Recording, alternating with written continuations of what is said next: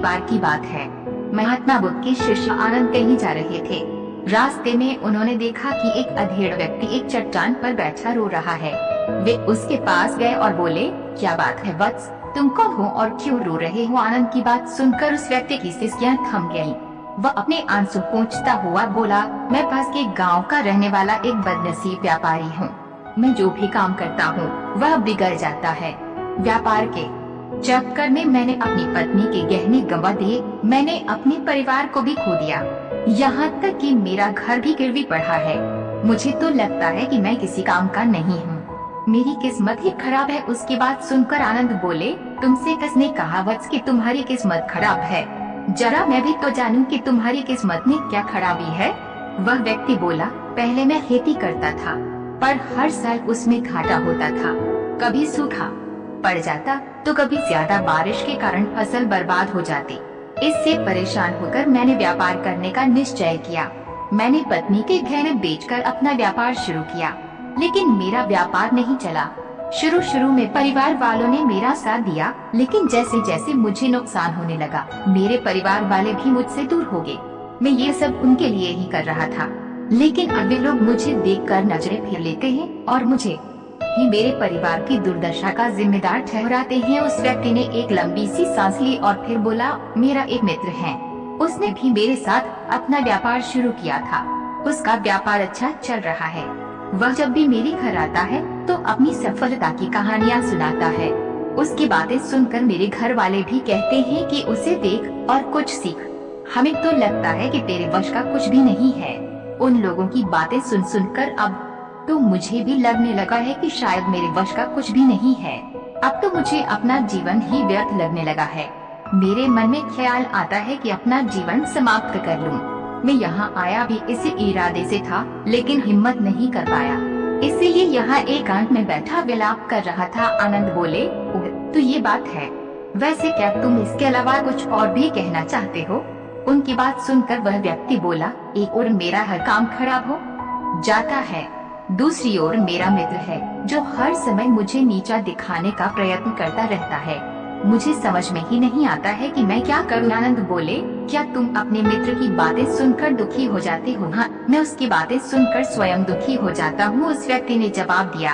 आनंद ने पूछा, तुम्हें किस बात का दुख होता है, अपने असफल होने का या फिर मित्र के सफल होने का? उनका सवाल सुनकर वह व्यक्ति एक पल के लिए सोच में पड़ गया।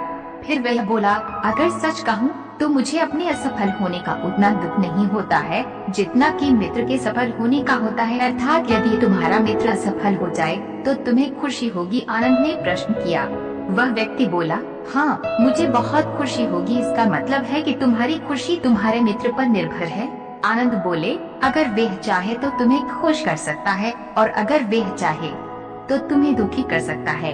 तुम स्वयं से न तो खुश हो सकते हो और न ही दुखी हो सकते हो, अर्थात तुम अपने मित्र के गुलाम हो गए हो, इसलिए तुम्हारा कुछ नहीं हो सकता। ऐसा न कहे महत्मन, उस व्यक्ति ने हाथ जोड़ दिए। आपकी बातें सुनकर मुझे कुछ आशा बंध रही है। आनंद बोले, जब हम किसी से आशा बांध लेते हैं तो उस पर निर्भर हो जाते हैं। ऐसे में हमारी खुशी और दुख भी उस पर निर्भर करने लगता है। इससे बेहतर है कि तुम अपने आप से आशा बांध लो। जब तुम ऐसा करोगे, साथ ही पूरे जतन से काम करोगे, तो तुम्हें सफलता अवश्य प्राप्त होगी। कहते हुए आनंद ने एक पल के लिए उस व्यक्ति की ओर देखा, फिर अपनी बात आगे बढ़ाई। तुम्हें लगता है कि तुम्हारा मित्र तुम्हें दुखी करने आता है, पर अगर विचार करो तो वह बातें तो सच्ची ही कहता है। वह अपने संघर्ष और अनुभव की बातें बताता है।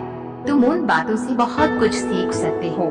तुम्हें इसके लिए उसका धन्यवाद करना चाहिए कि तुम्हें घर बैठे कुछ अनुभव मिल रहे हैं। तुम उन अनुभवों का लाभ उठाओ, नई शुरुआत करो, कर्म करते जाओ, हार मत मानो।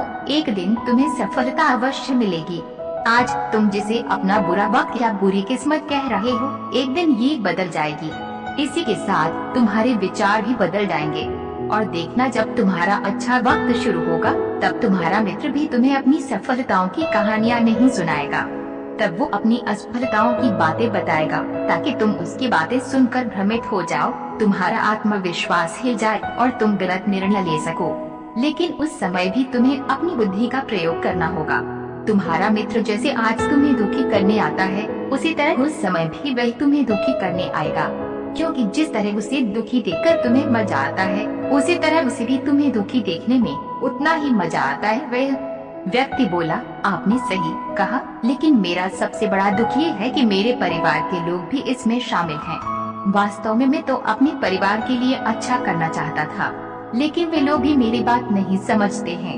वे भी मुझे गलत कहते हैं और अब तो वे मेरे साथ भी नहीं हैं। आनंद बोले, मैं सब समझ गया, तुम सांत्वना चाहते हो। वास्तव में इस दुनिया में सभी लोग सांत्वना ही चाहते हैं। हम चाहते हैं कि हम जब भी कुछ करें तो लोग हमारी प्रशंसा करें, लेकिन आमतौर से ऐसा नहीं होता है, इसलिए हम दुखी हो जाते हैं। हमें लगता है कि हमारे मित्र परिवार वाले सब मतलबी हैं, लेकिन तुम अगर किसी को अपना परिवार मानते हो और उसके लिए कुछ करना भी चाहते हो, तो तुम्हें ऐसा क्यों लगता है कि तुम दूसरों के लिए कुछ कर रहे हो? वास्तव में तुम अपनी खुशी के लिए कर रहे हो, इसलिए परिवार के लिए कुछ करना वास्तव में अपने लिए ही करना होता है। लेकिन अगर ऐसा करते समय तुम्हें लगता है कि तुम दूसरों के लिए कर रहे हो, तो तुम दुखी रहोगे, और अगर तुम्हें लगता है कि तुम अपने लिए कर रहे हो, तो तुम खुश रहोगे, क्योंकि जब तुम अपने लिए कुछ अच्छा करते हो या करना चाहते हो, तब तुम्हें सांत्वना की जरूरत नहीं पड़ती है। आनंद की बातें सुनकर उस व्यक्ति के चेहरे के भाव बदल गए। वह बोला, आप सही कह रहे हैं, मैं समझ गया हूँ। अब तक मेरी किस्मत खराब इसलिए थी क्योंकि वे दूसरों के हाथ में थी। अब मैं अपनी किस्मत को अपने हाथ में रखूंगा। मैं फिर से प्रयत्न करूंगा, पूरे मन से काम करूंगा, और जब तक सफलता नहीं मिल जाती चैन से नहीं बैठूंगा। उस व्यक्ति की बात सुनकर आनंद मुस्कुराए और उसे एक छोटी सी डिबिया देते हुए बोले, इस डिबिया को हमेशा अपने पास रखना। इसमें एक ऐसा राज है जो तुम्हें बड़े से बड़े दुख से भी बाहर निकाल लेगा, लेकिन इसे तभी खोलना जब तुम्हारे जीवन में कोई रास्ता न सुझाई दे और तुम्हें लगे कि सब व्यर्थ है, ये दुनिया व्यर्थ है और यहाँ रहना भी व्यर्थ है। उस व्यक्ति ने आनंद को धन्यवाद दिया और डिबिया को लेकर चला गया। उसने नए उत्साह के साथ फिर से अपना व्यापार आरंभ किया। उसका व्यापार चल निकला। अपनी मेहनत और लगन के बल पर वे एक बड़ा व्यापारी बन गया। परिवार वाले भी उसके साथ भागे और उसका जीवन हंसी खुशी बीतने लगा। अब वह भूतकाल का रोना छोड़ चुका। हाँ, वह भविष्य काल की भी चिंता नहीं करता था, बस अपने वर्तमान को संवारने में लगा रहता था। और जो कुछ भी वह करता था, वह अपने लिए करता था, अपनों के लिए करता था, इसलिए वह प्रसन्न था। उसके जीवन में अब कोई दुख नहीं था। लेकिन वक्त हमेशा एक जैसा नहीं रहता है, वह बदलता रहता है। उसके जीवन में भी बदलाव आया।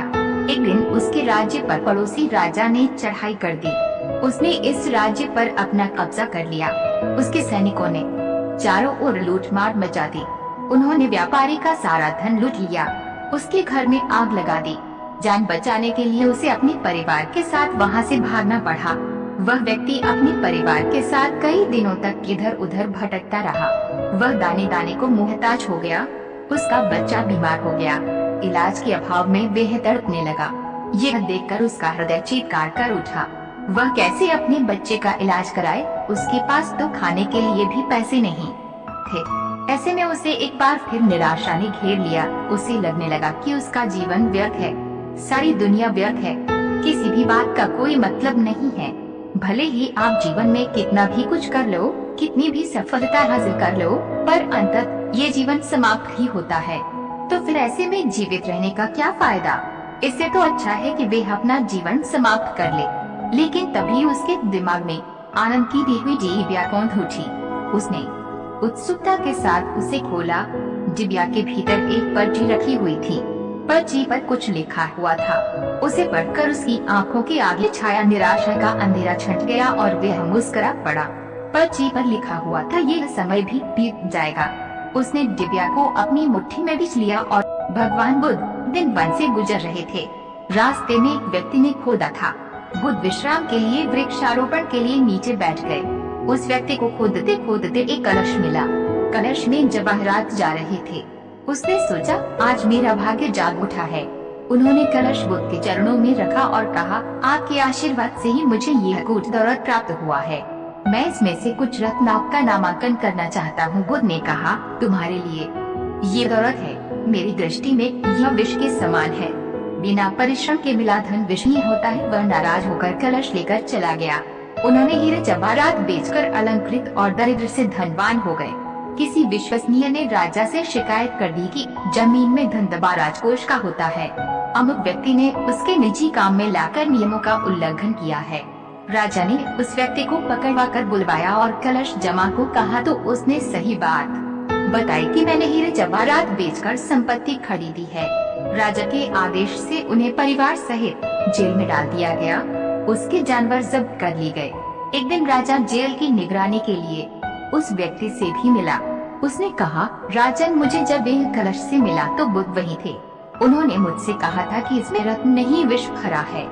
यह सुनकर मैंने उनका अपमान किया था। आज जेल में मुझे कमीशन हो रहा है कि उनकी बात बिल्कुल सच थी। बिना परिश्रम मिला विष ही होता है। मैं एक बार भगवान बुद्ध के दर्शन कर उनसे क्षमा मांगना चाहता हूँ। राजा ने भगवान बुधवार को सम्मान राज्य में आमंत्रित किया। जेल से निकालकर उस व्यक्ति को बुधवार के पास ले जाया गया। उन्होंने अपने स्टैंड पर चिंता व्यक्त की और कहा कि आपकी बात सच थी। कलश में वास्तव में जहर था जिसने मुझे जेल भेजा। बुधवार के आदेश से राजा ने उन्हें जेल से रिहा कर दिया। उसने उसी दिन से परिश्रम से धन प्राप्त करके जीवन यापन शुरू कर दिया।